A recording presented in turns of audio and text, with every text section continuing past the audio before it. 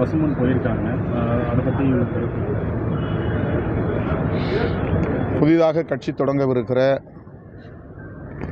திருமதி சசிகலா அம்மையார் அவர்களுக்கு என்னுடைய வாழ்த்துக்கள்.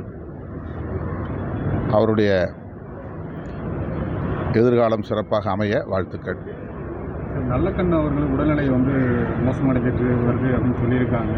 நேற்று நள்ளிரவு அவரை மருத்துவமனையில் சென்று பார்த்தேன். மருத்துவர்களோடு பேசினேன். 100 வயதை கடந்த நிலையில் அவருக்கு மூச்சு திணறல் ஏற்பட்டு கடந்த 15 நாட்களாக ராஜீவ்காந்தி அரசு பொது மருத்துவமனையில் சிகிச்சை பெற்று வருகிறார். தீவிர சிகிச்சை பிரிவில் இருக்கும் அவருக்கு செயற்கை சுவாசம் அளிக்கப்பட்டு வருகிறது. அவருடைய சிறுநீரகத்தில் பாதிப்பு ஏற்பட்டு அதற்கான சிகிச்சையும் அளிக்கப்பட்டு வருகிறது. உடல்நலத்தில் முன்னேற்றம் ஏதும் இல்லை.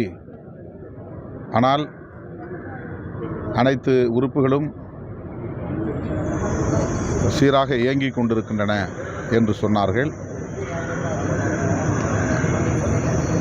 அவர் நலம் பெற வேண்டும் என்பது நம்முடைய பெரு விழைவு.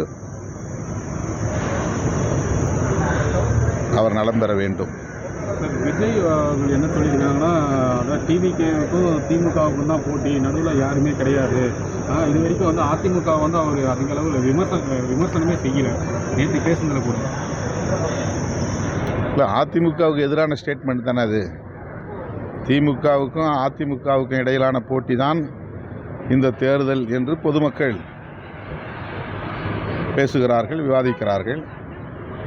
ஆனால் விஜய் அவர்கள் இது திமுகவுக்கும் தாவேகாவுக்கும் இடையிலான போட்டி என்று சொல்வதன் மூலம் அவர் அதிமுகவை குறைத்து மதிப்பிடுகிறார், அதிமுகவை சீண்டுகிறார், அதிமுக ஒரு பொருட்டே அல்ல என்று விமர்சிக்கிறார். எனவே அவருடைய விமர்சனம் அதிமுகவுக்கு எதிரான விமர்சனமாகத்தான் இருக்கிறது.